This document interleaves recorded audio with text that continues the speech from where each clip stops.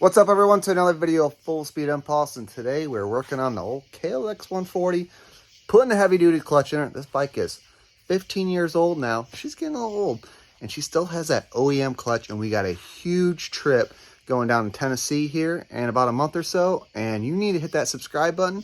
Make sure you follow us if you want to see what Windrock, the largest off-road park in the U.S., we're going to be ripping this thing on pit bikes. It's going to be freaking crazy. So let's get at it, guys. We have a heavy-duty clutch to install in this thing. Plus, we have some bed renew that we're going to be painting our side cases with, which I highly recommend for any of your side cases on your dirt bike, swing arm, anything you want to paint a nice textured black on that it's going to be tough and it's not going to be chipped easily by rocks and impacts and stuff like that. This is the paint to use. Or even if you got a Jeep and stuff like that, you want to do fender flares with, Nerf bars, whatever you want. This stuff is good to go, easy to apply, and it is super tough. So let's get at it. I'll just show you guys real quick. This is what we're talking about. KBS Bed Renew comes in a can. Don't be confused with it being an undercoat, because a lot of your undercoats are not UV protected. While this stuff here, if you put it on, it will not fade in the sun. This stuff, it'll make your bike continuously look good for a long time. So definitely a good substitute instead of sending your bike out, having stuff powder coated, taking months at a time. While this stuff here, it does take a little bit longer to dry, but that's just because it goes on so thick. And once that layer is finally cured, it's a little difficult to chip her off. And not only that, guys, we got old TB parts here coming in clutch, getting us some good parts quick. Heavy duty clutch, heavy duty springs and all that stuff. Gonna be a nice little upgrade on the bike. It's very cost efficient. It's not gonna break the bank, which is a good thing for us. And we're gonna get this thing all installed. Let's pull that case off, see what our stock clutch looks like. She never showed any signs of wear as far as use, but I have a feeling like those fibers probably gonna be a little worn down. So right here is our 08 Klx140 Monster Energy Edition. She's finally seen some use, guys. It took us a little bit to run this bike because we're doing a lot of 110L stuff, but we've been starting to run her. She's starting to get a little wear. Got the Pro Circuit exhaust. We got a video on that. Sounds freaking awesome. But today, we're on the clutch. Gonna zip all these off. Gonna undo our cable here. Don't think we're gonna have to undo the exhaust, just the way it's routed. Looks like this case should come right off. Hopefully, we could just push this down enough and our case should come right off. And we already drained the oil, so make sure you do that. Unless you're just gonna throw your bike completely on its side, then you'll probably get away with having to drain the oil, but it's a good time just to get your oil change out of the way. Plus your oil filters right here. Just seems logical just to get her all done since you're gonna be in there anyways. All right, so when you're taking your screws off here, you're gonna get to the one right behind the brake lever here. That's gonna be a little tough to get to. So what you wanna do, the easiest way is just to take these two screws out, which is going to allow you to press the lever all the way down and get access to it, or you can push it up just enough where you'll be able to slide that bolt out. So either way, it's going to work, but you won't be able to do it very easily if you left these bolts in. So just take those two out. You don't have to pull the whole lever or anything like that.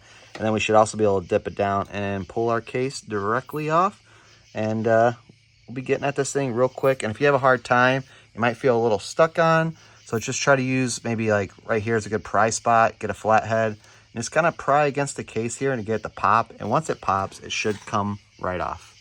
All right, guys, so one step you're gonna do before you really start this project is get a little pan or whatever, put some oil in it, and then you're gonna take that clutch kit that you bought, pull out the fibers, and let that soak in the oil. So when you're taking everything apart, that way they're pre-soaking and they're good to go when you're ready to install them. And back to the project here, guys. Next step you're going to do is undo these 4 bolts here, and you're going to pull this all off, and it's very important, and it just makes for easy work. When you pull this off, watch the order of how the discs and fibers come out. That way it'll be super easy for you to put the new one in, and you just match the same pattern, and you'll be good to go. Another tip too is when you're cleaning your gasket off here, which might be pretty stuck on there, which ours was, we just used a flat razor blade. Pull out your oil screen here, which is going to be right here in the bottom. That way when you're hitting it this with all the razor blade, you don't start chewing this up or anything like that.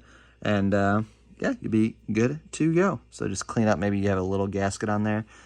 Get that off by your fingers, and then you'll slide this back in. Ours is super clean, really great to see. We've had no issues with this motor. This is still the stock motor on this bike. Doesn't have a lot of hours. Everything looks super good on this. And we're going to install this back in there, and we're going to get our clutch off, get our new fibers and discs in with our heavy duty springs, and we should be good to go. And there will be torque specs for this, which we will get to when we install our brand new clutch. Hey guys, one step that could be slightly difficult is that you're going to have a bolt in here, and when you go to try to take that off, this whole unit is going to want to spin, but it's only the center piece that's going to want to spin since you have no longer any pressure on the discs. The springs, it's not a big deal. What we did for taking it off, we did use the impact, and then we just pried on one of these here. I wouldn't pry on these just in case I were to snap off. That'd be no bueno. I think you're gonna get a little bit more structured support going in like that, and then we just put the impact on it, and then obviously when we go to tighten it, we're gonna torque it down, and it should be good to go. So now we are at the step where we're gonna pull all these discs off. One more thing too to pay close attention, you'll notice that your last fiber here is actually offset to go in this groove, while the other ones are in this groove here. So you're just gonna make sure you do that to the last one. This should pull right off with all your discs. Just kind of grab the whole, oops.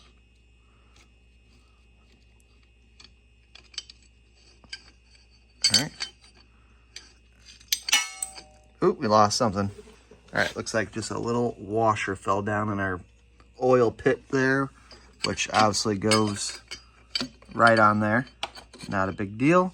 So we got them all off. So that's how we pulled them off.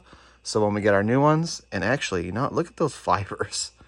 Those things don't look too bad, but we'll get in the center here, but they look like they all have some pretty good thickness. That's a pretty good looking clutch still, but we're in here, we're replacing it. Let's get at it. All right, guys, we're pulling the OEM discs out, and I just want to show you guys real quick that this is right here is called the jitter fiber, and then you have your jitter plates right here, which is going to be a smaller version. You see how the OD is bigger on that. So what we're going to do, since this kit actually gets rid of this, is that you're going to pull all this stuff off. You're not going to use any of this stuff here. And then what you're going to do is you're going to start with your first fiber. And remember that this will be on the outside of the motor. So this will be pointing towards the motor. So when you take your disc here, it's going to have a sharp side and a kind of a rounded side. You're going to put that sharp side facing up if you're building on this, which is towards the motor. And then you put your fiber on. Steel disc, burr is pointing up, sharp edge up, fiber, and you just keep repeating that process, guys, and you'll be good to go. And we're done. Now we got to put it on. All right, so just like that, we slid it back on. You're gonna have 4 of them pivoted in this groove here, and then remember, you're still gonna use your last one. That's gonna be right in here, and it's good to go. Now we're going to slide our bolt back in here and torque that down. And remember, there's that little washer back there. If it fell off, make sure that it's still back there and that it didn't fall off somewhere during this process. And yeah, and then we can put our springs on. All right, so could be a little tricky with only one guy, but not a big deal. So you still stick that in there. We are going 48 foot-pounds.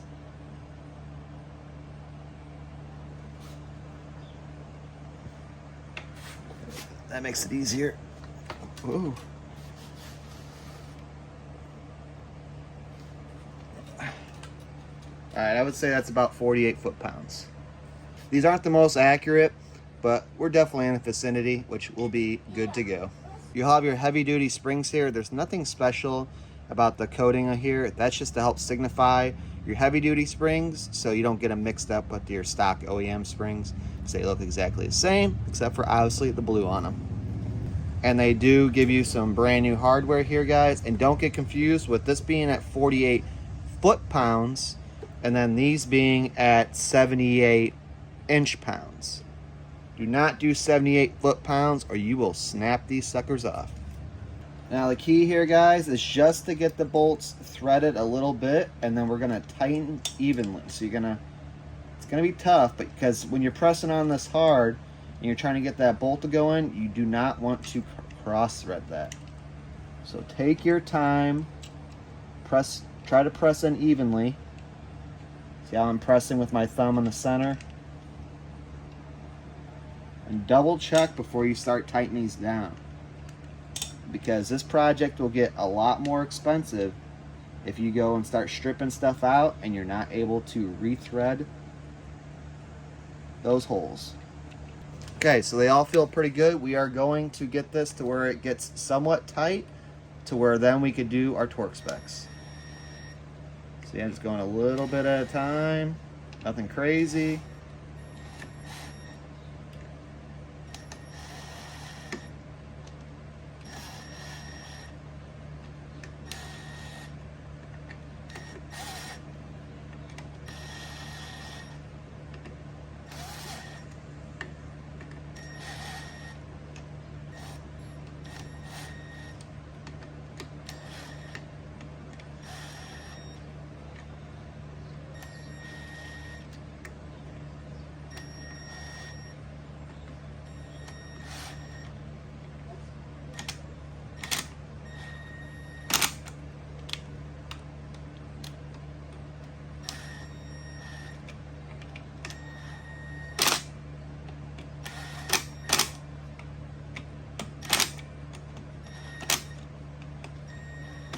Alright, that's pretty light duty, so we should be able to torque that down now. So now we'll have our torque wrench for inch-pounds instead. Alright, we got our torque wrench, and now we are going to set this at 78 inches. And again, just go a little bit at a time. And if you do tighten them up like I was doing, and then you go to put this on and it clicks right away, that means you should back it off a little bit and double check and make sure, just because you could have already over tightened it at that point. And I'm just getting them snugged up. See how it's snug? Snug. We should be at the point now where we could start torquing them down. There's 1, 2, 3. I'm just giving it a little extra. And remember, even though it might not feel tight when you're doing this, you are using a very large leverage here, and these are actually pretty tight. If you don't believe me, you could take a small ratchet, preferably like a 4-inch or something small, and you go to tighten that, it's gonna feel pretty snug. So here is my example. It's a little stubby here. That feels tight, and most of your bolts that you do tighten, a good snug is normally your best bet, and we're there. I mean, those aren't going anywhere, and that is good to go. Now that we got our clutch all installed, it's time to paint those side covers like we were talking about at the beginning of the video. And the first thing you're going to want to do before using that KBS bed renew is get yourself some KBS Clean. This stuff is really not that expensive, and it's a great way to prep your product and make sure that that KBS goes on there good, sticks on there, and stays on there for a long time. That stuff's really easy to use, and a great thing about also KBS, if you go onto their website, it'll have the instructions on how to use all their products. So let's get at painting this, guys. I'm pumped, and let's get at it. So I'm not even gonna lie, we were a little lazy on, we didn't want to pull our stator out or anything like that, so that's why we got kind of pushed to the side here, bike covered up. We got everything taped off, holes plugged up, so we don't get any buildup in there causing any issues with our bolts going on, because this stuff is super thick. And then we got a plate over there, and then we also have this guy here that will be going and getting painted up. This right here is the old KBS bed renew that we were talking about again, guys, and this stuff again goes on so great. We're going to give you a demonstration. We're going to put on several light coats to where we have it nice evenly built up on there and it looks good, and then we're going to give it plenty of time to dry. Usually it's going to be 3 days or more for the stuff to dry, but that's just because it's so thick and durable. Once this stuff dries, guys, it is fantastic. And a great way to tell if it's actually fully cured is if you put your nose close to it and just give it a little smell. If you still smell chemicals coming up from that, that means it's still not 100% cured. So going by touch is not maybe always the best option, but we know to give this stuff plenty of time. We're not going to rush it, and that way it comes out really good and hopefully does the job, because I love running this stuff on the side covers of our dirt bikes, and it really beats that whole downtime of powder coating and all that. So here we go, some nice light coats. And like I said, look how thick that comes out already, so you just really want to tap it. Try to get all your corners. And then once we got just a little bit of a coat on this, we're going to switch over, start getting this piece.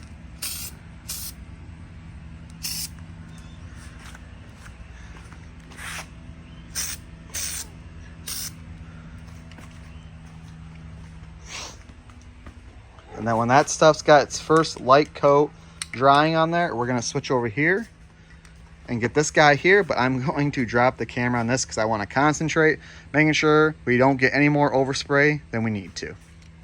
All right, guys, we just got done applying our second coat. And as you can see, it is looking super good. Put the cover there. Had to add that cover in. Totally forgot about that, being that's the cover for the starter. And when we're waiting for paint to settle, we actually made these right here, which I've heard it's going to last about a half a ride. So, but it's skateboarder tape, grip tape, kind of hides some of the scuffs here and all that. So it'll look good on the trailer at least. Then here's the other cover. And she's a little shiny right now, but she does dull down to almost like a semi-gloss to satin, I would say, in my personal opinion. So she's just fresh right now. I'm gonna give it a little bit more time, guys, and then we're gonna put on that third coat, and then we're gonna let it sit for 5 days, just because we won't be able to even put it on anyways within 3 days of it maybe possibly being dry. So we're just gonna give it a little 5-day cure, and she should be good to go by then.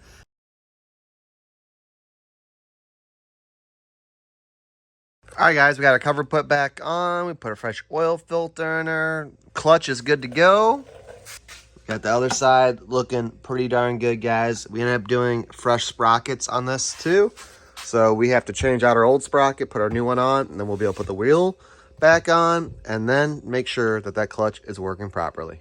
All right, guys, once you get that new clutch in, there may be a little adjustment needed since you got a fresh clutch in. And you just want just a little bit of a gap, just like that. And actually, probably just a little bit more than that. So just screw this in a little bit. See how that opened up a little bit? That's good. So let's fire this thing up. So we're gonna click it in gear. That's pretty good. I'd actually even go, well, it looks like I gotta go all the way in, which is gonna be good. It's gonna give us plenty of adjustment throughout the use of this clutch, but that's pretty good, guys. All right, one last look at the Klx140 here, guys. She is looking crisp. Clutch felt real tight and right. Felt pretty good.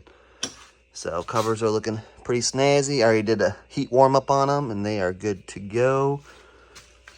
Didn't rub off yet, but it will. We got our fresh sprocket and chain on this thing, ready to go. And got our heat shield back on. So that's definitely a plus.